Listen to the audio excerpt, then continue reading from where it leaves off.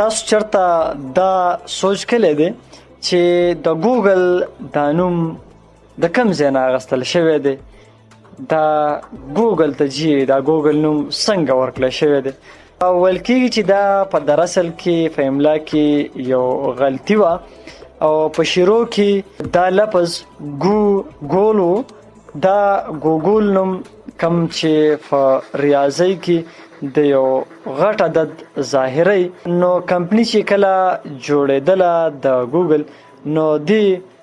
ګوګل سرچ انجن جوړولو او دې ته نوم هم بیا بدل کو. کله چې دغه سرچ انجن جوړ کړلو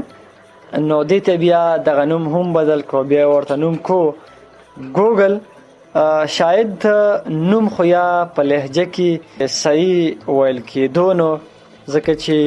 ګوګل او په ګوګل کې ډېر فرق دی، نو دغه اسانتیا د وجې نه د ویلو د لوستلو نو کېدای شي هم دغه د وجې نه دا